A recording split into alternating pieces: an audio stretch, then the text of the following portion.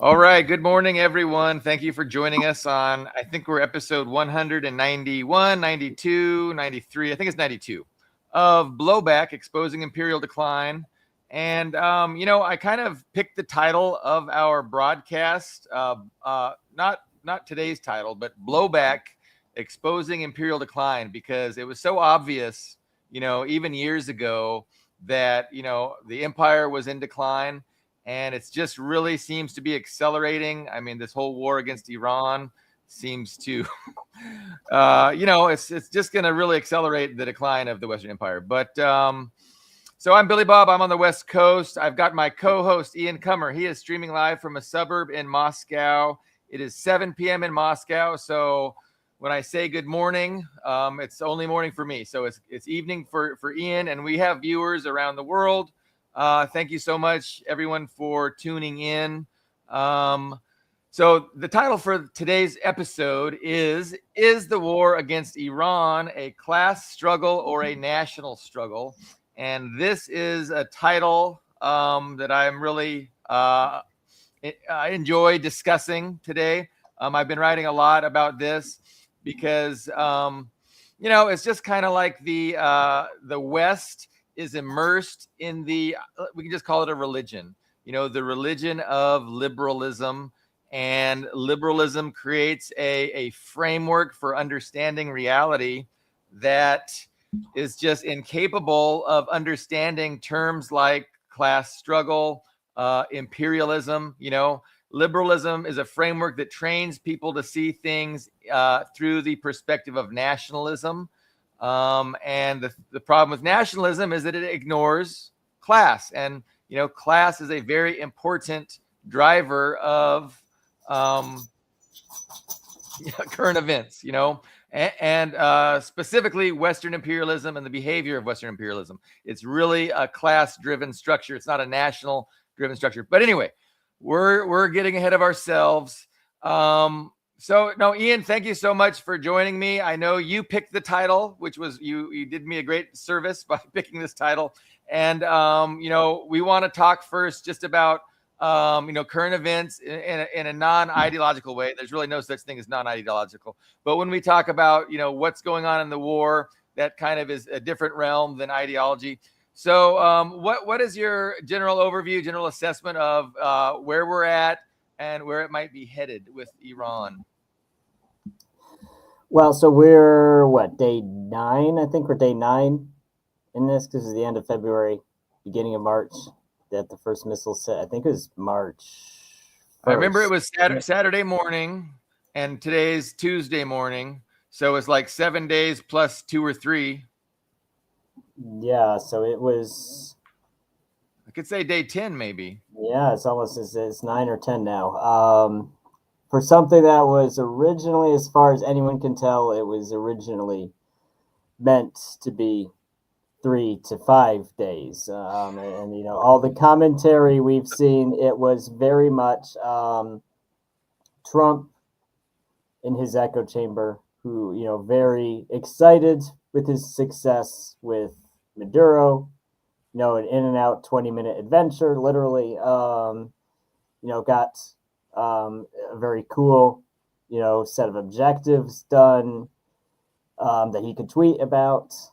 And, with all his all caps tweets that he likes to do, he got, it was a complete, for Trump, people nitpicked the success in Venezuela afterwards. They said, well, it wasn't, you captured the head guy, but you did not topple the government. You didn't put that opposition leader, Maria, whatever her name is, she's not, in fact, they didn't affect any kind of important change, so people nitpicked it. But I think when you're from the Trump perspective of how Trump sees the world, and I think also just his echo chamber, he has his inner circle of people who tell him things, so just this world that's built around him, it ticked all of the boxes of a successful military strike, what happened in Venezuela. And the big thing is there was no casualties on the American side. There were no losses. So complete success. And he was, as far as I can tell, he was trying to imitate that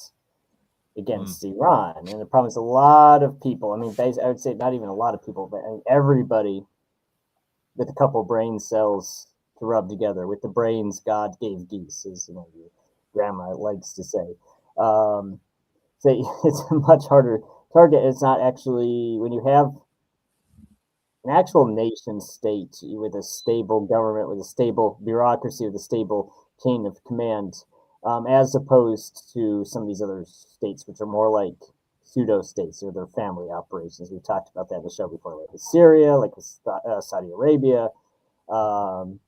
Unfortunately, basically any of the Gulf states, if you remove that top guy or top family from play, the whole thing collapses because it wasn't a real government. It was just a family enterprise, if you will. So that guy flees the country. You can kind of put whoever you want in charge, some guy from the military or whoever. It's pretty easy. But when you have a real government, Yeah. it doesn't work that way. 100 million people. You kill the top guy, you kill the top 5 guys, the top 10 guys. It doesn't matter because it's just other people get promoted and things carry on. And the important thing is they retaliate because it's a system that you can't. So like even the whole concept of a decapitation strike that we're all in love with, and we practice it on Arab states like Saddam Hussein against Libya. It worked in us, and we got this idea that it works on everybody. It's like, well, no, it doesn't. And there's no evidence to even think it would work on everybody. And it very often just achieves the opposite of what you wanted. You even look at other military operations, like you look at the Ukraine. They did not strike the Ukrainian Rada. They did not assassinate Zelensky, though they've certainly had opportunities to do so. They haven't because there's no. I mean, I don't think any smart person would say, well, that would collapse the Ukrainian war effort if we killed a couple leaders at the top. Well, no, it wouldn't, because it's obviously far beyond Zelensky, far beyond any one guy in Ukraine. So it's just, but we have this idea, oh, well, we can do that. And the other problem is that the more we look at it, we have to wonder, what was the planning that went into this? I mean, and there wasn't a backup plan. So it's like, okay, you're just going to kill Khamenei. I'm butchering his name, sure. Khamenei? Khamenei? I don't know. Khamenei, yeah, it's fun. I've only read it, unfortunately. I don't watch TV. I haven't heard anyone say it, but it's like, okay, so if that doesn't work, you do this shock and awe thing on Saturday and Sunday, then it doesn't work. Well, what do you do? Blocking the state of Hormuz was a very obvious thing they would do. Striking U.S. military bases, which a lot of people pointed out are very vulnerable. Well, they did at least plan for that. So it looks like they evacuated the bases, which is why there were so few casualties, because except that one case where they actually hit the hotel. I forget which country that was, at Bahrain, where those servicemen were in. They hit the hotel, and yeah, I've seen a few. It was Dubai. It was Dubai or it was Bahrain. I forget. Unfortunately, those reservists were killed. But for the most part, very few casualties because they evacuated the bases. The problem is that's the infrastructure, the radars, the early warning system, all this many decades of infrastructure that we built up and might not be able to replace if it's destroyed. I mean, how many radars right now, how many Fed radars can we build a year right now with the way the economy is? I don't know. Yeah, without access to rare earths. Yeah, access to rare earths and just the industrial output. It's a question if it it's not even a question of how long would it take to replace that stuff that's Iran is destroying, but well, can we replace it? It's a very tough question, and why wouldn't Iran just destroy it again after we replace right. it? So I mean, and now I remember you were very certain that Trump was going to attack Iran, and I was less certain. And I was telling you, well, he might. I was disagreeing with you that it was a certainty, and the reason why was because it was like, well, there's probably 50, 60, 70% chance Trump will attack. And the reason why I doubt is because he says you can't topple Iran without boots on the ground, and there was no buildup of the forces to even think about that, to build it, and there still isn't. They've already fired the first shots. We've had the first round, and they can't do boots in the ground because they don't have the boots to put on the ground. They didn't even start assembling. Guys, if you look at the description for this video, you will see a link to the article I put about the boots on the ground, and I'll just give the succinct version. It was about 5 months of preparation in 1991 for Desert Shield, Desert Storm, and 2003, also about 5 months. First time it was almost 1 million troops, including everybody, support personnel, all that, and it was more than USA by itself could deploy. The reason it was so many is because we had Egypt, we had Saudi Arabia, we had Britain, we had France. Had a true coalition for Desert Storm. 2003, you could already see, just 12 years later, the combat's power they could put in one place was degraded a lot. And also the international clout the USA had was a lot lower because we only basically had Britain and I think a token force of like 200 Poles, just to show that Poland supports us with their 200 guys. So no serious coalition to speak of. People pretty adamantly opposed. In fact, most of the USA's usual allies actually adamantly, even the same allies who supported invading Afghanistan, were adamantly against Iraq. So it both showed weakness and also, I think, hurt USA's reputation even more because, France in particular, because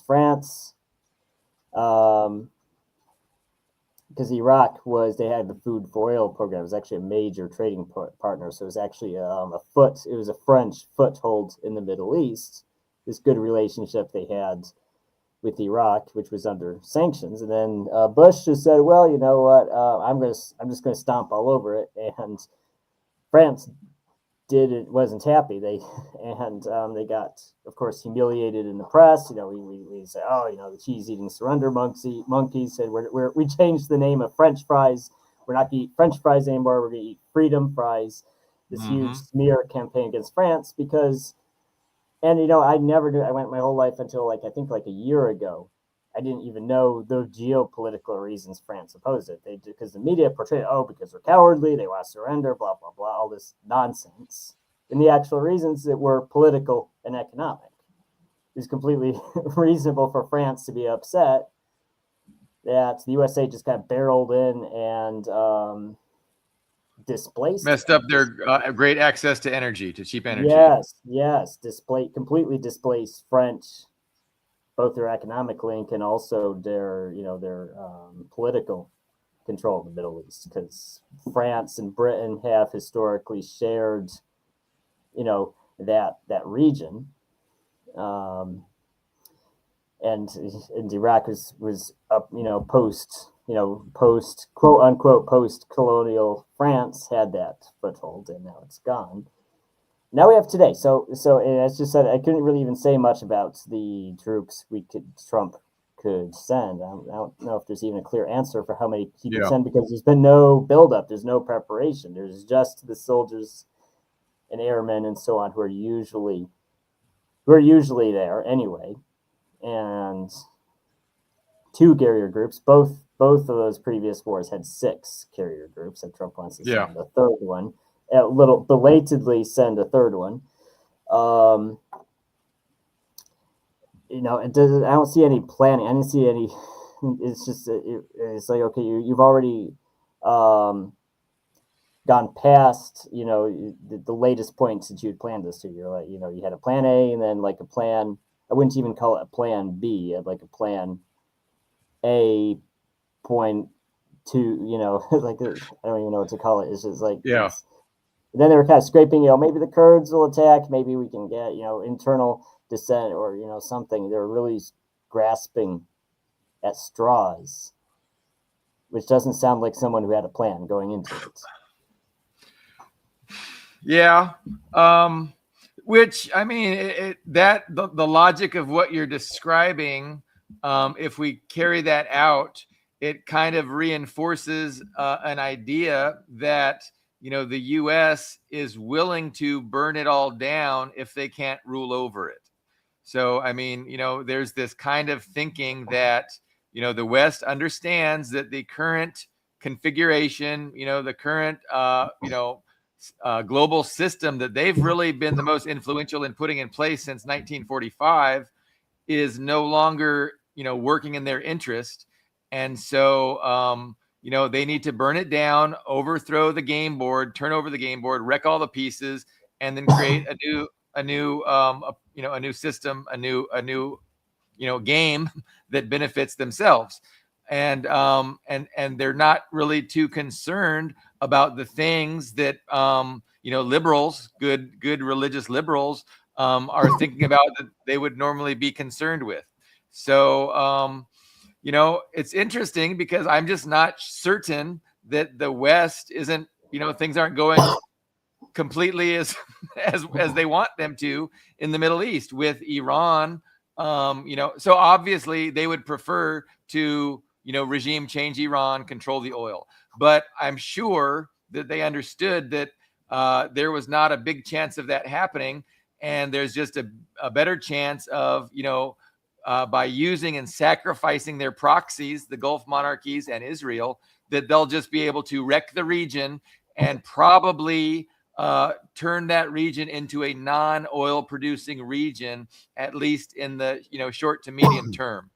And I think they're fine with that because that does weaken China, right? Because China doesn't have the domestic energy capacity that the United States does. So, in this big grand chessboard thinking, just wrecking the oil production capability of the Middle East, West Asia, they're not hurting themselves. The United States is not hurting themselves, but they are hurting those countries that, are reliant upon, oil. And they're not done, right? Like this is just the beginning of wrecking the game board.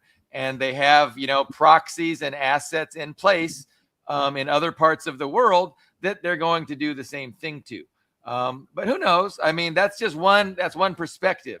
Another perspective is that they really miscalculated and they really thought there was a good chance to win in Iran. And they didn't really, like you're saying, they didn't really think about the aftermath.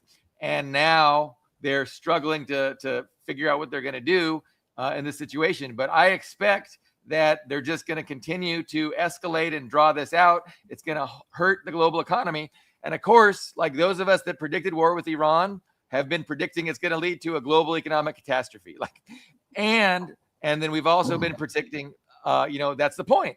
That is the fucking point. They want a global economic catastrophe. So, we'll watch and see how things play out. But, the idea that you were going to attack Iran and win, especially with just air power, I don't think anybody thought that was going to happen. So again, we got to think about what is actually going on, what the West's actual, objectives are globally speaking, and how does what's going on in Iran, how does what's going on in Russia and Ukraine, how does that, fit in? So, and that gets us to, the title of our program is, I want to push back. Go ahead. I want to push back a little bit well, I do think they did believe the air power would be enough. And even when I posted that article, saying we would have to put boots in the ground, I even had military and former military people saying, no, we're winning, air power will be enough. So, I mean, it just seems like almost every, Western person, USA aligned person does sincerely believe that. most of the European liberals that blocked me or stopped talking to me about it, I'm sure if we asked them, they would say the same thing. Oh, U.S. supremacy. You could, five. I mean, five F-35s could destroy China and Russia combined. Because they're super planes. You achieve air superiority, and then nothing else matters. That's this sincerely held belief, and I've it's so prevalent. I just don't believe they didn't actually believe that when they went into this. And the other issue to push back on is like, yeah, I mean, if they environmentally wreck the Middle East, so there's oil spill, it's just a disaster zone like Kuwait, 1991 on steroids. If that's just the whole region, like how Saddam set fire to the oil wells, it's just across the region. Yeah, that of course would be a disaster. But if the USA goes to war against Iran and loses, which, barring either a successful ground invasion or nuclear weapons, it does at this point look like it's not a certainty, but it does, because we can't know exactly what's going on in the Iranian side, but it does look like it could actually be a loss. And the USA is really dependent on this reputation of invincibility, right? That no one can go toe to toe with the USA and win. Even the insurgencies were like, because those weren't exactly. I mean, they just weren't battlefield defeats. It was the USA saying, "Well, we're tired of occupying this place.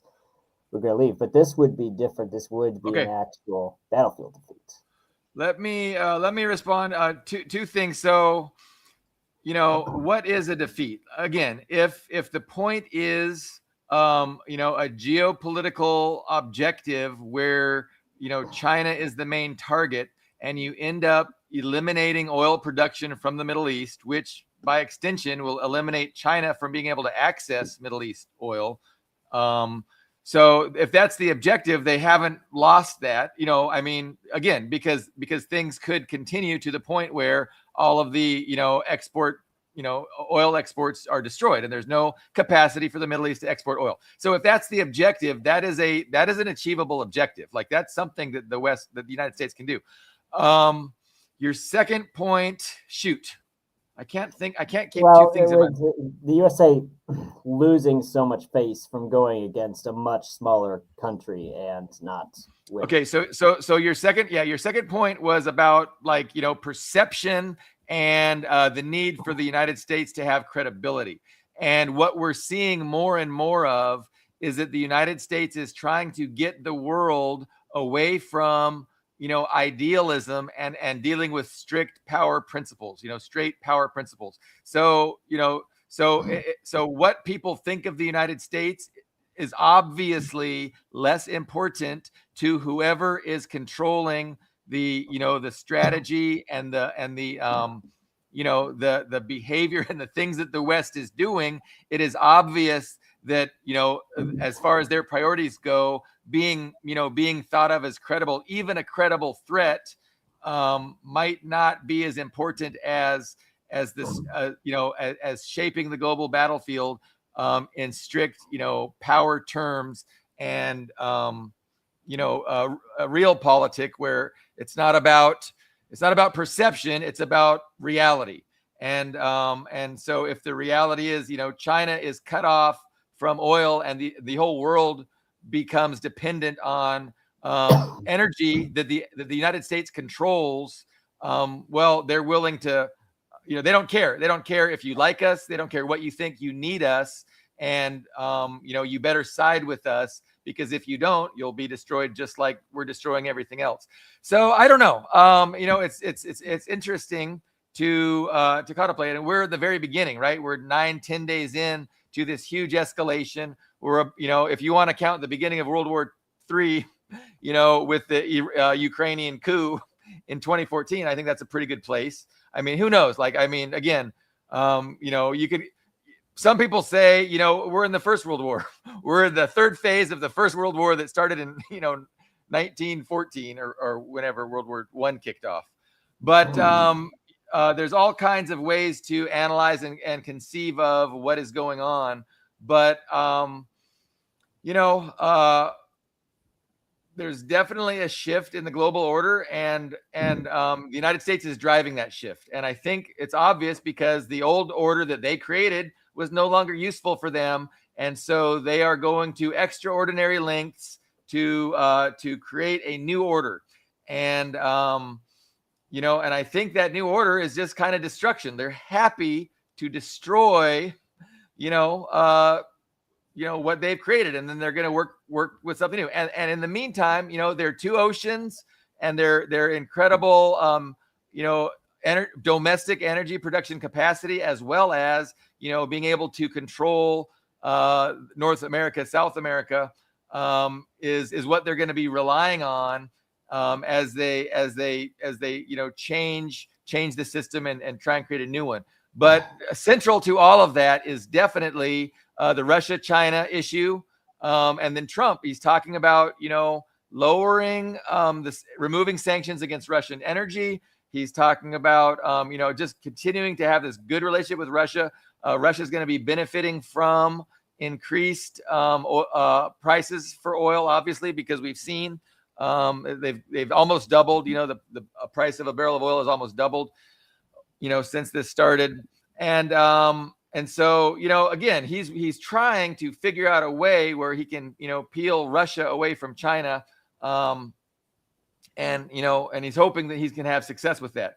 But I don't know. So I mean, do we want to just assess directly this ideological question about, is what's going on a class struggle, or is it a national struggle? I mean, or do you have other things you would like to say about what I said, or about anything? Well, maybe it's just, I think it's just a very important starting point for the ideological discussion, because I mean the issues the USA, you know, when you're in a hole, the first step is to step dig. I mean, the USA right now has hegemony, right? It's not as strong as it was 4 years ago or 5 years ago, but it has hegemony. It has the world's reserve currency, the petrodollar.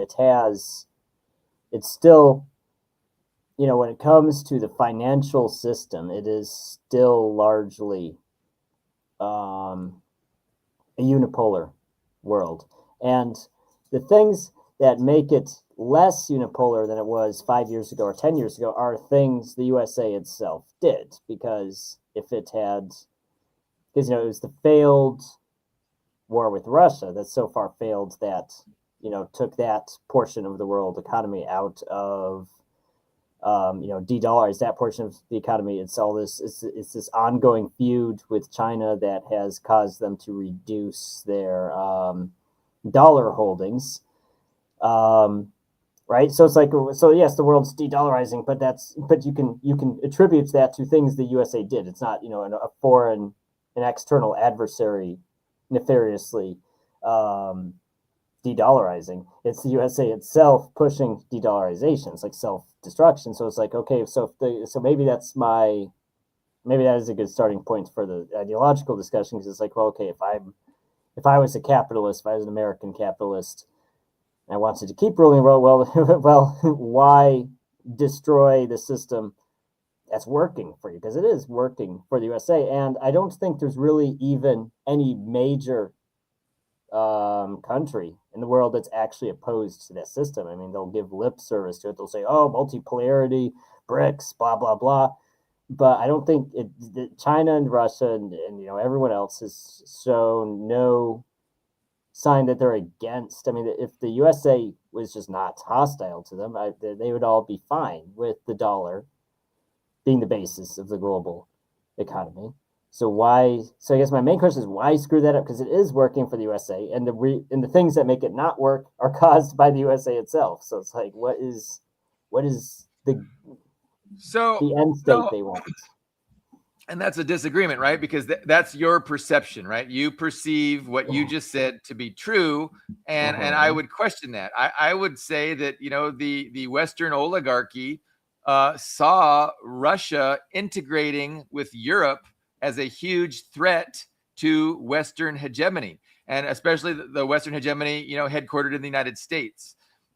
Similarly, they did see China working to negotiate, energy deals in the currencies of individual governments. So for a long time, the writing has been on the wall, and I think that the Western strategists have been seeing that, their hegemony is slipping out of their hands, with the integration of the Eurasia, right? With Russia getting along great with Europe, Europe benefiting tremendously, Russia benefiting tremendously, China just becoming the world's manufacturer, the top trading partner of 120 countries. It's probably more than that now. So all these things were the death knell for, the United States led global order and Western imperialism. And it was empowering countries they didn't control, namely Russia and China, right? And so the question then becomes, well, how do you address that issue?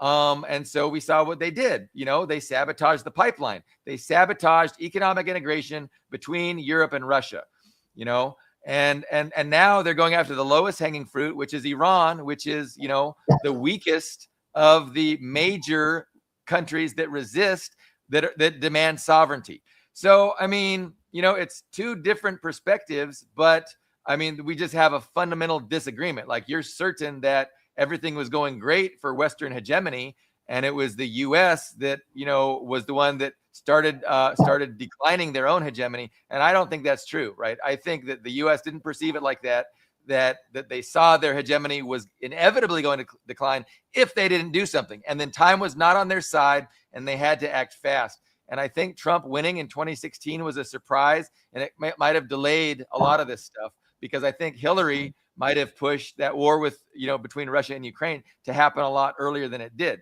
But who knows? That's kind of speculation. I do agree with most of your individual points. Like, I mean, Hillary, I remember the day I decided to not vote for Hillary Clinton. I was actually in Kuwait at the time, and it was when she was saying that we needed to establish a no-fly zone over Syria, which is, and I hate that term because it's like, oh, it's a no-fly zone. That means you're going to shoot down. I mean, they use that term in Serbia. You're going to give air cover to ISIS. Yeah. You're going to shoot down. You're going to shoot down Russian planes. Well, that's the same thing. That's the same thing as going to war with Russia. When you say, oh, we should shoot down Russian planes, it's the same thing. So she was openly campaigning on the idea of going to war with Russia back in 2016. So I think not going to war with Russia in 2016 was a great thing. So whatever else Trump did or said, that's one thing we can say was good about Trump winning in 2016. I also agree with you about Europe and Russia forming a pan-European union, partnership, or even just literally, combining the European Union and Russia was considered a huge threat to American capital, American business. And it was so funny because I was saying this 5 years ago. I was saying this in 2021. It's like they view, and like European federalists, European liberals wouldn't believe in it. Oh no, that's a Kremlin talking point. And I could see this kind of sinking into their heads in the last few months when Trump was talking about annexing Greenland. They were sinking. But then they were blaming Trump. It's so interesting. It's like Trump is like the straw man that they take their anger out on. What's that festival where you have the straw man and you set it on fire? It's like Midsummer. Yes, it's like you have this boogeyman that you blame all of your problems on. It's like Trump's that boogeyman because, I'd ask him, well, I told you this 4 or 5 years ago. You didn't believe me. Now it's happening. He's like, well, it's not the USA. It's because Trump's like this rogue Hitler type figure. As soon as Trump is gone, the USA will be back to being our buddies. And it's like these people are hopeless. My question is, how is that? I mean, is that because the title of the show is this a class struggle or a national struggle? Isn't that more of a national struggle when you're saying I don't want Europe and Russia to combine resources? Well, isn't that kind of I mean, why would a person who's just motivated by capital be upset about it, as opposed to a nationalist who says, I don't want that part of the world to be stronger than the USA? Why would the capitalists think that? Well, I mean, which framework to use, right? Are we going to go with the framework that says every country is independent and sovereign, and it pursues its own best interest in an anarchic, chaotic environment, that has no higher authority to enforce laws and international rules? So, if we're going with that framework, nothing makes sense. If we're going with that framework, we can't understand how Europe willfully allowed the United States to sever their economic relationship that was very beneficial to them with Russia.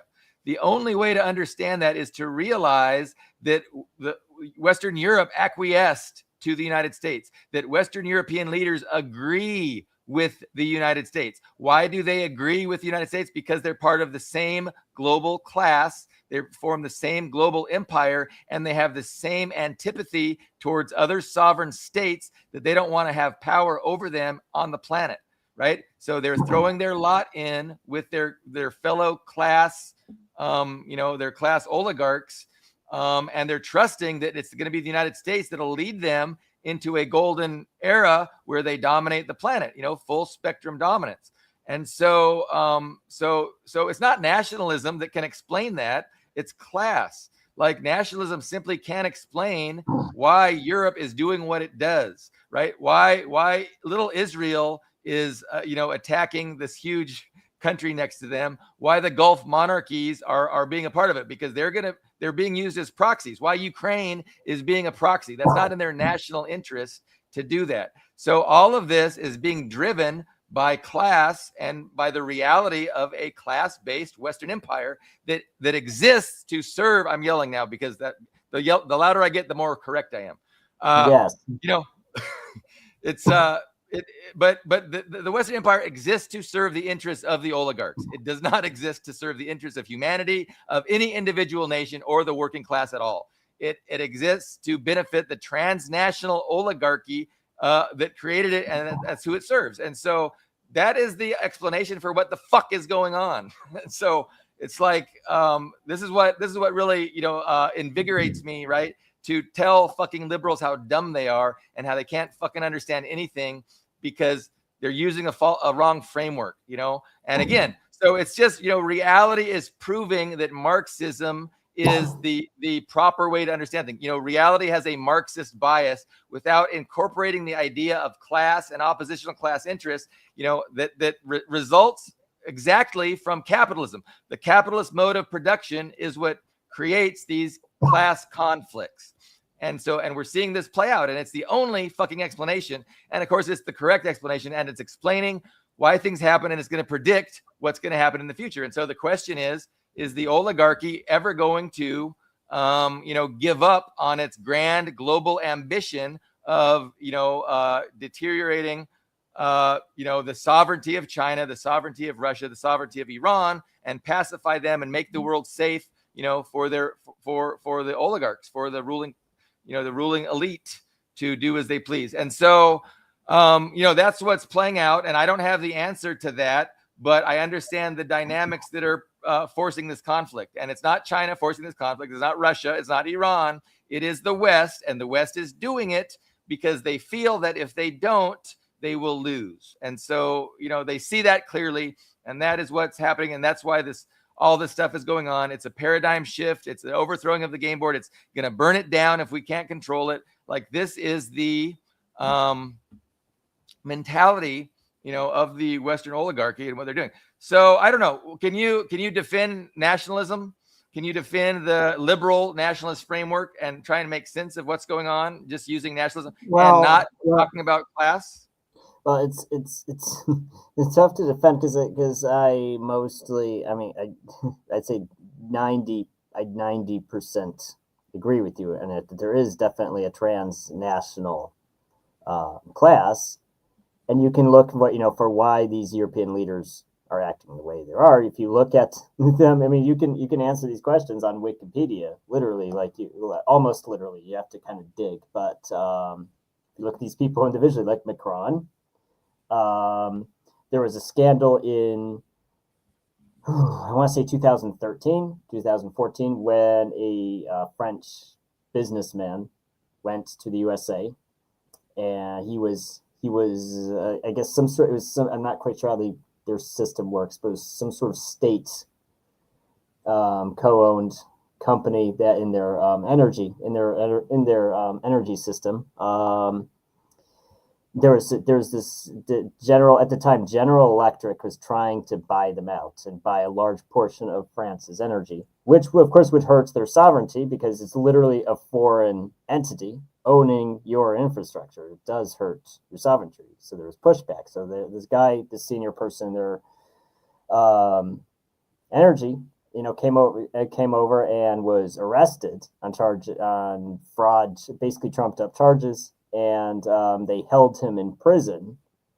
And the energy minister resigned, and guess who replaced him as the new energy minister? Macron. Macron replaced him, and he accepted the deal. So General Electric bought a huge portion of France's energy production. When he was, again, I think he was the economy minister. I forget what position he was at the time, but there was another scandal when Uber wanted to enter the French economy, and of course ignored France's very strict labor codes, very union-friendly, very strict labor codes, and it applies to taxis. Uber wanted to ignore all that, and they literally bribed Macron to let them come in and come up this BS, we're a ride-sharing company, and so they could ignore the normal labor code, which of course hurts the local companies who did have to follow that law, and so Uber just kind of sneaked in. And there's others, like what's that woman's name? President Moldova. I'm drawing a blank on her name. Moldova. Shoot, I am too. I'm drawing a total blank. I'm sorry. I'm trying to draw a total blank on it, but yeah, nobody can remember what her name is. She's who repeatedly says Moldova should be annexed into Romania. And that's a soft. Maya Sandu. Sandu. Thank you, Sandu. Yes. And that's marketed to Moldovans as they actually made Romanian an official language of Moldova, and they're marketing it as a soft way to. It's like a backdoor to the European Union because the Moldova doesn't really meet their entrance requirements. But if Romania, which is in the European Union, does the soft annexation of Moldova, then that gets them into the European Union. And she's a Romanian citizen. I think she's been to America, so she's very much a very foreign person who's allegedly the president, this allegedly sovereign country of Moldova. A few seemingly disconnected anecdotes to illustrate what point specifically. Well, these guys are part of, like you're saying, they are part of a transnational system. They're not loyal to these individual countries. They're working for this. Yeah. So that's that's a tremendously important point that needs to be shouted into the ears of every fucking American, is that this government does not give a fuck about America. They're using America just like they're using any state. This is a transnational oligarchy, and they're using states as weapons to further their transnational oligarchic interests, which have no loyalty at all to any fucking states or any people, much less any working class that, comprise the majority of every nation. So Americans just need to get that, but they're deluded with this fucking liberal patriotic nonsense that, it's America, for whatever America does is good. But and this is how insidious liberalism is, right? This is the problem with indoctrinating everybody into this religion, because it keeps them totally disconnected from actual reality. And then and what happens is they start supporting those things that are absolutely against their interests. If you care about America, if it's in your interest to have a great American country, you don't want to do what the oligarchy is doing, right? It's not in the interest of the working class to to be a global empire, to invest in, foreign military bases in over 75% of the world's countries, being at constant war, doing this attack against Iran, which is going to cause what? Oil prices to double. Is that good for you? Is there a draft? We're talking about draft. Your great article, everybody go read Ian's article at Reading Junkie, talks about, the viability of a ground invasion of Iran, because how else are they going to pacify that country? Well, they might have to do a draft. The point is, people need to start thinking realistically and let go of their liberal idealism, that all it does is it disconnects them from reality and makes it impossible to understand what is going on. You have to use an alternative framework. And I know liberals have been indoctrinated to think Marx is evil and wrong. And it's just, we got to just keep that out of our minds. But the reality is that it's a Marxist understanding is the only, it's the best way to understand what's going on, because, it has to do at its base with the fundamental reality of the capitalist mode of production, and how the capitalist mode of production necessarily divides people along class lines where their political and economic interests are in opposition. So every nation that maintains the capitalist mode of production has not a single national interest. They'll have two national interests: the national interest of the ownership class and the national interest of the working class. And there's a struggle between the two classes to control the state and control the policies of that state. And of course, in the United States, we have always and only been a dictatorship of the ownership class. And we're seeing that very clearly. Everything Marx said is vindicated in real time. Everything that, Stalin and Lenin has said was true is being vindicated even more clearly in real time as we speak. And we see, that liberalism is just an ideological construct designed to obfuscate and conceal and hide the reality of, class tyranny and class dictatorship. So the working class have no say. We don't have no say. We can't vote out empire. We can't vote out oligarchs. The oligarchs didn't create an electoral system so we can use it to vote them out of power. That is just not how the fuck it works. And, people need to wake up. It's really something. It's really something what this liberalism has done to people's minds. I want to bring up this comment. Well, we have a couple of comments we should probably address. The first one I bring up actually is Jace Hart saying they're fine with America falling, becoming third world. They can use us as cheap labor to keep capitalism going. I do think that's true. I think if we're going to talk about, if we're going to talk about the transnational elite, I think ultimately they don't. I think that's actually true. They don't care if the U.S. nation state balkanizes. I think it's it's kind of, it's hard to wrap my mind around, but I do think it's true. If they think this won't hurt, our bottom line, they're fine with the USA collapsing. If they can, maybe they think they can find a different country to use as an imperial core, or they just think, well, we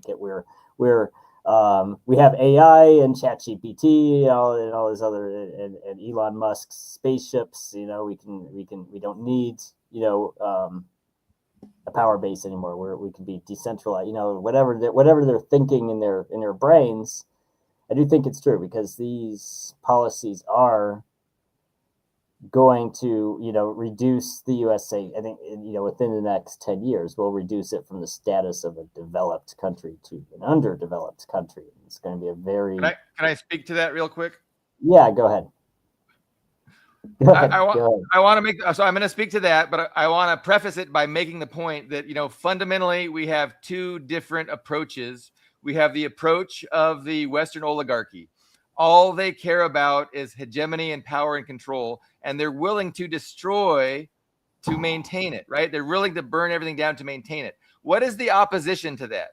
The opposition to that is progress, developing humanity, peace through mutual prosperity. Like, these are the two forces that are colliding. On the one hand, you have the Western imperialism that is only concerned about its own hegemony, and they're willing to wreck things to maintain it and to attain it. In opposition to that is the idea that we should progress humanity, we should develop, we should have prosperity and peace through, win-win trade and development and mutual prosperity. So these are the two forces at war. These are the two forces that are being fought. Now, the transnational oligarchy uses states as weapons to further their own interests. And right now, they don't really have any other place to go. And so that's why I think, it might be the United States that is the last place that they're going to destroy, right? Like this is their best weapon. This is their strongest tool. The United States, with their economy and their military, is their greatest asset of the transnational oligarchy. But again, what is their purpose? Their purpose is to use the United States to further their hegemony. And in that process, they will ask the people of the United States to suffer. They're not going to think twice. I doubt that they're going to destroy that tool and wreck that tool, until the very end, right? Until the very end, it'll be their last piece that falls is possible. But they don't have any place to go. Like realistically, if they think they can go to China, and just move to China, like that's not going to happen. And I don't think it's going to happen with Russia. So, they don't have any refuge. This is their greatest asset, their greatest tool, their most powerful weapon, and they're going to use it. But by using this tool means that they're going to expect the people of this country to sacrifice in furtherance of their transnational oligarch interests. And the whole time they're asking us to suffer, they're going to be telling us it's for us. It's for nationalism. It's because the USA, because all these other threats are a threat to us. They're just going to, while they're pursuing their own interests, they're going to have their propaganda apparatus telling everybody, no, we're pursuing your interests. And so too many people are so stupid that they're going to believe that too. So anyway, did I address what I was saying I was going to address? I kind of did. I think you did. I do think, though, they see the USA and the U.S., the American nation, if you will, as an expendable resource. Because at the beginning I was saying, well, from the logic of someone who sees it as an asset that should be, protected and fortified, they're kind of doing it like your house, your home that you live in, you build it, you improve it, you make it better. They're treating it as an expendable asset that you use until it breaks, and then you throw it away like a hammer, or even like your car. You drive your car until it breaks to the point you can't fix it, and you get a new car. Or your refrigerator. You use your refrigerator until it's broken, and you throw it away. They're using it like that. Well, they're using Ukraine like that. They're using the Gulf monarchies like that. And I don't put it past. Good. Well, I was going to say, I think most, like you ask most Americans, well, maybe not most Americans, but it's easier to get them to accept that Ukraine, Kurds, or whoever the favorite ethnic group of the moment is an expendable asset. It's very hard to get them to swallow that the USA itself, Americans themselves, are like that. I mean, just think of, I use that time frame of the wars with Iraq. I think it's absolutely just correct to say the USA's peak was 1991, because the Soviet Union was dissolving. China was not the industrialized world power it is now. It was the USA that was just at its absolute, its peak, because we had all this military industry from the Cold War. It was a very powerful and unified nation. Now, and this is for the people in the comments too, what is better in USA now than in 1991? Like, can we name one thing that's better now than in 1991? Because to me, it seems like literally everything is worse than it was, in my childhood. So I don't look at these guys. I don't look at the elites. I don't look at the Elon Musks and Bill Gates and Warren Buffetts of the world and say, oh, these people are improving, at least maybe with, the Gilded Age guys. They're just awful, terrible people who don't care about their workers. But you could say, okay, at the end of the Industrial Revolution, I can see things were better than at the beginning of the industrial revolution. But now it's just like, what is better? What is better now? 30 years ago. That's not even a rhetorical question. What has this system actually improved in our lives? Yeah, and so if I consider that question through the lens of our title, right? Mm-hmm. So we understand that, with the advent of socialism and actual existing socialism, there was an ideological struggle, right? And capitalism was forced to compete ideologically with socialism. And capitalism argued that socialism is awful. There's no freedom. It's terrible. And the West is about capitalism. Capitalism is synonymous with freedom. Capitalism is good. Workers should want capitalism because socialism will end in, gulags, starvation, death squads, blah, blah, blah. And because of this ideological struggle, the ruling class really invested in winning that struggle. And guess what? They really did a lot of socialist kind of things by creating a maximum wage that lasted through the 60s, where your top marginal tax rate was like 96%. And you had what was considered the golden age of capitalism, which was like the 50s and early 60s, where, one family could have one breadwinner, the stay-at-home mom. You could afford all your education, all of your, if you were white, all of your, health care, and then you'd have a pension, and that was considered the golden age of capitalism. But definitely at 91, when the West no longer saw themselves in an ideological struggle, when they had won the ideological struggle, when everybody was convinced that socialism is evil and capitalism is good, that's when they realized we don't have to keep pretending. We don't have to invest in a competition and try and benefit workers. Where are they going to go? There's no competition. Well, this is it. And so you saw things. And so since 1970, actually, pretty much everything is flatlined. If you look at worker wages, like they've gone up, but the cost of living, the cost of education, healthcare, housing, transportation has gone up even more than wages have gone up. And so, so yeah, I mean, you talk about 1991, and I would agree that, things haven't improved. And I would argue that things haven't improved since the 70s. And it reveals, this is revealing, right? Because it reveals that the capitalist system, where the capitalist elite are the ruling, are comprised the ruling class, and the capitalist elite dictate economic policy, foreign policy.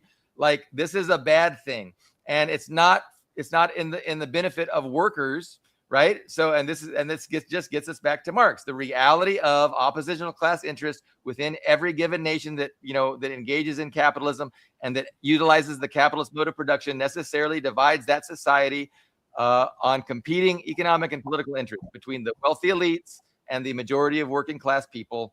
And so it is totally unsurprising that, for a couple decades, we had the golden age of capitalism, and they were really invested, utilizing things like economic controls and maximum wage and allowing unions. Like, all that thing was very beneficial for the working class, and the working class thrived, even better than the destroyed, ruined socialist societies that we put under siege, in the Soviet Union and China.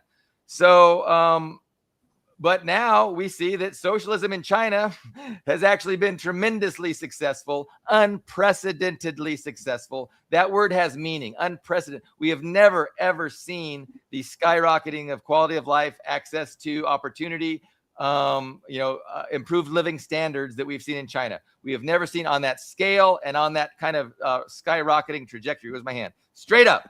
It's just been incredible. That's what socialism has done.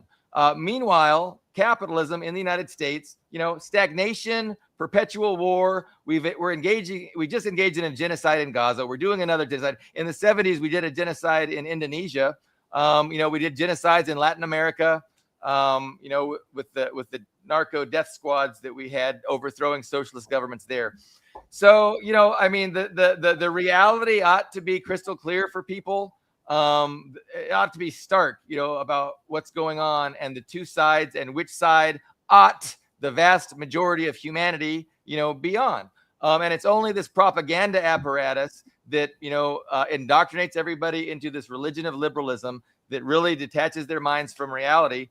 That is the reason why people are so fucking confused. I think you're right. And I think, like, even if you go as far back as Nazi Germany, you look at their social programs that were mimicking Soviet programs, in part to show themselves as an alternative to the Soviet Union, a shield against the Soviet Union, if you will, if the defenders of Europe, and also just to undermine German communism, which was very popular. And so showing that capitalism, that National Socialism, as they called it, is the way, and it gives the workers all these good things. You don't need communism. You don't need all that Bolshevik nonsense. Judeo-Bolshevik. Yes, Judeo-Bolshevik nonsense. And I think that is basically what happened after in the late Cold War in the 1990s. It's just like we didn't need to compete with that anymore, so they stopped even pretending to care about improving things for making your life better. When they just, why would I make your life better? I can make it worse for me. And it's hard for me to it's hard for me to understand, what makes these people's minds. I remember a couple of years ago, I wrote a blog post talking about, we have this system of artificial poverty, because we are basically, I think, you could make the argument the Soviet Union wasn't wrong just too early. It wasn't, the only trading partners of the time that were very helpful were North America or, Western and Central Europe. So if those countries sanction you, there's not many people left to trade with, because pretty much everybody else at the time was still living in straw huts. There's only so much you can trade with them. Now the global economy, even people living who used to be 50 years ago living in straw huts are now living in skyscrapers. That's happening on every continent, everywhere. It's kind of remarkable. Even countries that are on the very poor end of the scale, like Indonesia and Vietnam, some of these countries are made communist. By the way, we just kind of tend to forget that Cambodia and Vietnam are still overtly communist, and they're Laos. Yes, Laos. But we're seeing this, the globe. It's really this and I think that's, the connection to the world economy matters more than whether a system is capitalist or communist. Russia's capitalist. I wouldn't say, I don't look at the Russian system saying, Russian capitalism is bad. I wouldn't say it's better than the Soviet Union, but it is more connected to the world's economy. You can't just cut off Russia from the world like you could the Soviet Union. Can I speak to that for a sec? Yeah, go ahead. Because it's important. It's just so crazy. Liberals, like American liberals who are anti-communist, they are very quick to, for instance, blame an ideology for the fact that North Korea, is not as prosperous as South Korea, right? They want to blame an ideology, or they blame an ideology for Cuba's lack of development. But the ideological factor is really has zero to do with it, other than it's the ideology that makes, Western imperialism, attack those countries economically with sanctions and an embargo. So the sanctions and the embargo are the actual reasons for the lack of development. And again, we can see what happened to China when the sanctions and the embargo was lifted. China just skyrocketed. And of course, the same would be true of North Korea and Cuba. And the West knows that. And that's why they're implementing this embargo and, maintaining the sanctions. But imagine thinking, like, what kind of a fucking idiot is going to think that, it's communism and it's not the 70-year-long trade embargo that not only applies to the US, but applies to every country in the world. any country that trades with North Korea or Cuba is going to be sanctioned. Any bank that does transactions on behalf of the Cuban government will be sued in a court of law, and the weight of the United States political system will come down on it. So it's just so silly that liberals are quick to look at the poverty that exists in Cuba, and then they don't do the same to Haiti, right? They don't look at Haiti and say, well, it's capitalism. Haiti hasn't been embargoed. They're a lot worse off than Cuba, but they're not saying, well, it's because ideology. No, they're never going. Not to cut you off. I love giving that question to liberals when they go up, because they always, what you just said, I think is very important, because they compare the USA to Cuba. It's like, okay, you're taking one of the largest and most populous countries in the world, comparing it to an island. You need to, if you want to fairly compare an island, you need to compare it to another island. So I asked him, if you had a choice, you had to pick one or the other. Would you live in Haiti or would you live in Cuba? And you just see their brains just, their wheels spinning, because of course no one wants to live in Haiti. But they don't want to say that, because Cuba is supposed to be like hell on earth because it's communist, and you'd think, well, logically, Haiti is capitalist. It should be better than Cuba. It's not even sanctioned, right? They don't want to say that. But yeah, no, and in their deluded minds, they have defined capitalism in such a way that it's never really even ever existed, and that's how they can vindicate the term capitalism. And they have this whole worldview, this whole ideological understanding that is designed solely to vindicate capitalism and has no interest at all in understanding reality. And this is the discussions that I have repeatedly with liberals, the definitions, their worldview, their arguments, because what they're going to say, what they're going to argue is that Haiti's not capitalist either. It's certainly not communist. Not real capitalism, right? Yeah, not real capitalism, exactly. Oh, because it's not real capitalism because there's corruption, so they have this whole self-reinforcing circular kind of reasoning framework, but it has no interest in understanding reality as it actually exists. It's primarily concerned with vindicating certain concepts in a way that are not going to be blamed for bad things. So capitalism isn't to blame for everything. Wherever things are bad, it's because of lack of capitalism. And that's it. Anyway. I wanted to make the point. You said something great, and it made me think of when people do bad comparisons. So the best, most useful comparisons is not China to the United States, because China, because people will say, look at GDP per capita. The United States has 5 times the GDP per capita that China has. So fine, we win that comparison.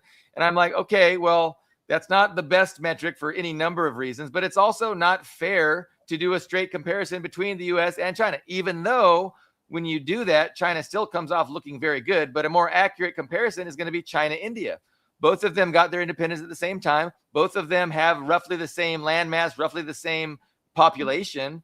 And China has, by a factor of 6, circled India as far as GDP. Their growth has lapped India 6 times. It's like, so that's a definite proof. And same with Cuba. Comparing Cuba to the United States is dumb. A much better comparison is Cuba with Haiti, with Hispaniola, or the Dominican Republic, which is the other side of Hispaniola. So the thing is, World War II was won by the communists in the Soviet Union and the communists in China. The communist Chinese beat the Japanese. The communist Soviets beat the Germans. Those were the 2 main adversaries. The U.S. did very little fighting, lost very many people, whereas the Soviet Union was entirely invaded and destroyed, and China was entirely invaded, occupied, and destroyed. And so coming out of World War II, the United States was the world manufacturer. Their manufacturing base was firing on all 6 cylinders. They accounted for half the global economy. The United States accounted for half the global economy following World War II, and only 5% of the population. Meanwhile, Soviet Union was really destroyed, had to rebuild. 30 million people died in the Soviet Union, right? 20 million people died in China, totally destroyed. No literacy, drug abuse was rampant. prostitution, landlordism. Like China was a fucking basket case, and the Soviet Union was really defeated. In comparison to the United States, fucking half the global economy wasn't touched from shore to shore, untouched by the war, in a perfect place, thanks to the sacrifice of the communists. And within less than a century, the United States has totally squandered, all of that benefit they had, and they really have misused like that huge discrepancy of wealth that they accounted for, entirely misused on creating a global empire, trying to attain full spectrum dominance, trying to attain global hegemony. For who? For you and me, Ian? Fuck no.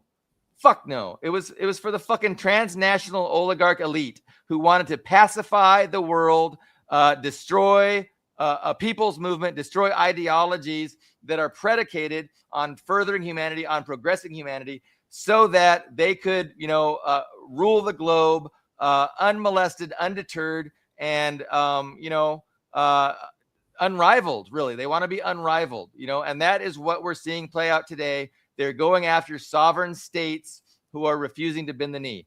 Sovereign, and they see them as rivals, right? China's a rival to Western imperialism. So China's the main target, Russia's the main target, and Iran's the main target. And we could see 2 proxy wars already: a proxy war against Russia, proxy war against Iran. They're both going. I don't know if it's a proxy war anymore. It's just a war with Iran. Yeah. It's actual direct war now.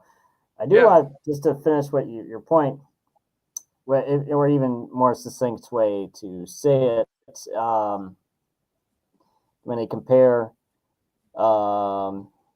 free market, laissez-faire capitalism, if you will, with communism or some flavor of socialism, what they always do is they pick the most remote village in Russia or China, and say this is what everybody lives like under communism.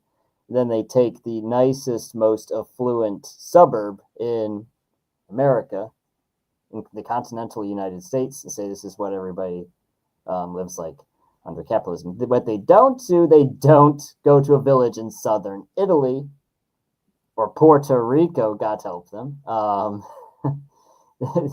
Those would probably, places that would actually are closer to the mean, average of what a person is actually living like in a capitalist economy. But they don't want to show that because you look at Puerto Rico or southern Italy or one of these places, like, well, that kind of sucks. It's not actually better than the examples you were showing me under communism. They want to show those green AstroTurf lawns with the squeaky clean pavement and the cookie cutter yard and fence. That's the image they want to show of capitalism. I've seen a meme that shows Detroit, and it says, "This is Cuba under communism." Oh, just kidding, it's Detroit.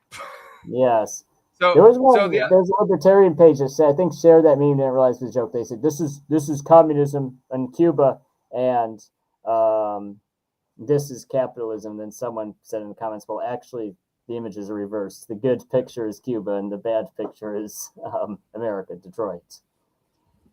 But yeah, where do we want to take it from here? Do you want to address anything? I mean, we had some other comments here. Did any follow-up you wanted to do here with any of these? No, I had one thought that has just ran out of my mind. Okay, it was the average. So one of the things that they do with these comparisons is, they'll compare average GDP, which is per capita GDP, and that is really disingenuous, because if you look at the United States and how wealth is distributed, it's like a wine glass. It's like a very thin wine glass, and so all the wealth is at the top, and then it very quickly narrows into a very long, narrow stem. And so the average in that kind of distribution is going to be very skewed. And so like you said, the mean, the median is a much better metric with which to actually measure things. But even when you do that, you've got to remember the context. You remember the context of World War II. The United States was the unrivaled, tremendous superpower beneficiary, while their current rivals today were burned out husks of societies, totally destroyed and impoverished in every way. And so it's just incredible, what socialism has accomplished in China. and Vietnam. And Vietnam's had even less time because the Vietnam War was just in the 70s. But so and it gets to the this misunderstanding. Liberals, of course, don't know how communists perceive communism, and they don't know how communists perceive capitalism. And so liberals just are using entirely different definitions of those terms, right? And so that makes, again, they're disconnected from reality. In their little ideological bubble, these terms mean certain things. And, to those of us who use a different framework, well, capitalism doesn't mean to us what capitalism means to them, and the same is true of socialism. So it's another difficulty, and it's why we got to talk about frameworks, and we've got to educate people on frameworks. Like you gotta realize that your framework is a particular framework, but there's a whole nother framework that you can learn that'll help you understand, what we're saying, and actually what we say is really going on. Until you understand our framework, you don't even understand where we're coming from when we try and explain to you what is really going on. But so yeah, I would like it, Ian. Can you get to the comments, or did you find any good comments? Does anybody have any engagement with us about what we're saying? We had some Dust comments. I was surprised you didn't want I don't know. I kept meaning to respond to it and never got to it. And I don't know if Dust is still with us. We have Jace Hart, who we respond to. I don't know if he's still with us either. Those are our two guys for the evening. Solidarity. So Dust, I mean, we agree with this. Little no difference between the different factions of the imperialist duopoly. No, of course, Democrats, Republicans, they are not going to be pursuing. They're going to have different aesthetics. They're going to say different things, but they're going to be pursuing the exact same agenda, which is something that's difficult for liberals to understand because, again, they're just kind of disconnected from reality. Let's talk about Iran and how it's going to progress. I don't think it's up to the West anymore, right? So Iran is going to dictate when the conflict ends, if the conflict ends, and they're going to be dictating kind of the terms of the conflict ending. I agree with you. I think we're in agreement that a ground invasion is not going to happen. They haven't done the necessary preparation for that, and it's just not possible. They can start doing a preparation for that, and then in 5 or 6 months, they could actually do it. But the whole time, Iran's going to be doing what they can to stop it. So I really just see what's going on as wrecking the Middle East and keeping it from being able to export energy. And I think the U.S. is fine. The Western oligarchy. I think the Western oligarchy is fine with that. I think that Western oligarchs in Europe are going to have a tough time dealing with their population because their population is going to be sacrificing extremely more than the population in the United States is going to be asked to sacrifice. They're already energy dependent, and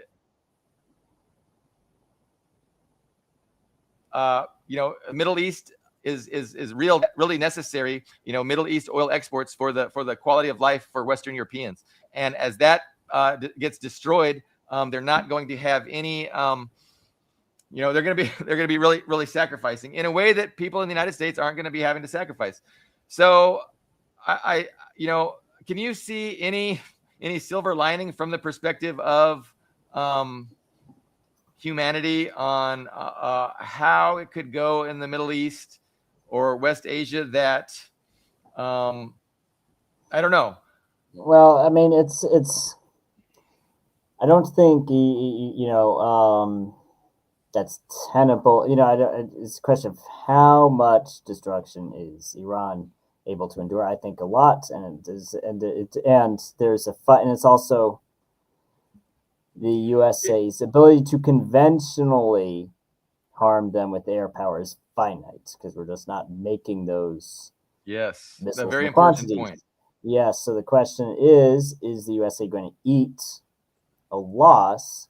I mean, I think there's three options. There's one, USA eats a loss. It doesn't go further than this. Option two is a ground invasion. And there's kind of two sub options in that one. Do they actually try to put together a ground invasion that's big enough to defeat Iran, or does Trump send in an insufficient ground force. So, just convinced that this small token force he sends in will work, like they tried in Russia or the Cuban Bay of Pigs. Even is he going to do something like that? And the third option is that they go to nukes. Now, with that's the question. I don't think the USA is going to nuke someone, because that is historically the USA has been actually anybody's been unwilling to go to nukes, because it's an invitation. It's a bad precedent. We did not use nukes in Korea or Vietnam, even though the military wanted to, because China at the time, the U.S., the Soviet Union, and then China had nukes. But there's that wild card of Israel also has nukes. Will Israel push the red button and start nuking Iran? I think that's a very important question to ask. And, would they do that if it came to it? And what would be the response to it? What would happen after they did that? I think that's a pretty crucial question to ask. So if we ask ourselves, is the transnational oligarchy willing to burn it all down instead of allowing someone else to have control, which would be Iran, a sovereign state? What are they going to choose? And so I can definitely see them even sacrificing Israel, in order to remove Iran from, having control of that region. Like let Iran have control of it. There's going to be nothing there. It's going to be a radioactive waste. They're not going to be able to export any energy, and it's not going to impede our overall objective of total global hegemony, because now China's been weakened. They can't access any of that oil in the Middle East. The United States has plenty of oil. Our military is still, powerful. So no, I could see definitely, nuclear weapons destroying the region. It's not. I don't think it. That question, I don't think it's even an oligarchy question. I know we have this comment here that individuals are not the driver of history. That might be true, but in the context of a nuclear war, when you have a guy who can push the button, when you have people who physically in their hands, so to speak, have those nuclear weapons, and those guys decide, well, you know what, Israel is about to cease to exist. We are going to nuke Iran, and maybe Washington say, no, don't nuke it. Well, it's the Israelis who physically have the nukes. If they decide they personally want to do it, they can. Yeah. Because I don't think that doesn't contradict what Dust is saying. Both are true, right? Both can be true. The individual is not driving this thing, but the individual can definitely make decisions within the the class, the overall arc of class conflict and oppositional class interest. So again, it's not like one person is responsible for everything that's going on. Everything that's going on is a result of class conflict, but definitely individuals in places of power make decisions and have behaviors that are going to affect the trajectory and the course of human history. But both are true. Like, you got to understand, we're not saying that individuals don't do things or make choices. We're saying that the driver of history is not an individual or individuals. It is, class struggle, oppositional class interest, the desire of a certain class to rule over the other class. And but what you're saying is there could be a split within the ruling establishment. Most of the Western ruling establishment would be opposed to going nuclear, whereas it is up to a particular faction within the ruling establishment that might overrule the consensus. And that is a perfectly plausible scenario that could be true. But Israel would be, I think, destroying itself, right? Like, it would be the end of Israel if they nuked Iran. But that's why I think the opposite might be true, right? Like, I think it might be the Western countries pushing Israel to do it. And, Israel would do it because not for Israel, but they'll be doing it for the global, the transnational global elite. Like, I don't think it's going to happen unless the idea is that no nuclear armed state is going to accept defeat without using their nukes if they have them. So that's the main reason no one has tried to restart the conflict with North Korea, because they have nukes, even when they were in a famine. they had nukes. Yeah, and it might be enticing. It might be enticing enough for the transnational oligarchy because Iran does not have nukes, and they might think there's a sliver of a chance, and we better just take it because if we don't take this small chance, it's certain. It's a certain loss. So that could be their calculation. It's just crazy. It is just crazy that we're seeing this. That Trump did what he did, and we are where we are. The Straits of Hormuz, like, is Iran going to relinquish control of the Straits? Does the West have the power to force Iran to open the Straits? Right? They don't. So Iran has the cards. Can the West stop Iran from using their drones and missiles against Israel and the Gulf states? They don't have the power to do that. So they have created this circumstance. They have created this situation where Iran has control over the planet, over the global economy, and so again, I think that this is, a totally acceptable option for the transnational oligarchy, and I think they're going to keep pushing things to the point where we'll have $400 a barrel oil in 4 months, and we're going to have a collapse of the global economy. This is an acceptable outcome from the perspective of the transnational oligarchy, because again, they are in the process of destroying the old system that is no longer working for them and creating a new system. And this new system is going to be based on principles of power and access to resources and real strategic, cold calculations of hegemony and of destroying rivals and bringing down rivals. So again, I've always said China won 15, 20 years ago. Like these grand strategies, these master plans are going to fail.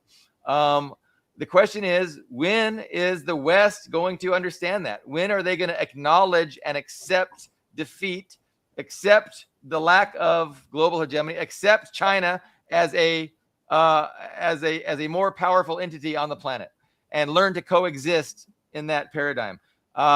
They haven't made that decision. They are still struggling to, find a different path.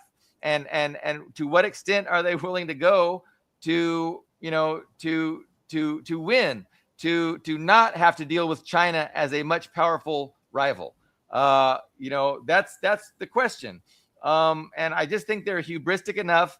They're not, and also the whole system, like I call it an inexorable drive for global domination, because it's not like one person can stop things. It's not like they can, develop this understanding that, hey, what we're doing is wrong and put a stop to it. It's like it's a self-perpetuating system, and it's been set in motion. And it's not like individuals can really stop it. Like Jeffrey Sachs, he's a good liberal. He sees the folly of this, and he's pulling his hair out. Hey, what are we doing? What are we doing? But then you have, the Lindsey Grahams that, he's not threatened by any of this. His constituency, his power, they're all full on Christian Zionists. So he knows he can just talk about, destroying Iran and siding with Israel before America, and it's only going to go good for him.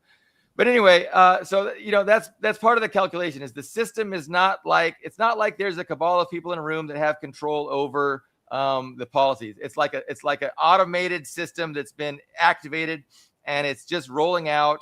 And there's not a lot that even if they wanted to really save it. So for that reason, I am preparing for the fact that they're not going to be able to admit defeat to take the L. That's just probably not going to happen. And so we're going to see things continue to deteriorate. And, it's going to be the power of Russia, the power of China, the power of Iran, that are going to force, compliance and a stop to, what the West is doing. But, I just wish they would, make rational judgments, rational decisions, and say, this is stupid. We're going to have to learn to coexist. And that decision kind of in a way can't be made, and it's definitely not being made. I told you were in for a long lecture, Ian. No. I think, the issue is how far it Yeah. collapses, because there are nukes, because there's a lot of nukes involved. If Israel goes down, they might decide to take everybody down with them. There is the Samson option. I think it's a good time to bring up the Samson option that they have directly threatened to take the world down with them if they go down.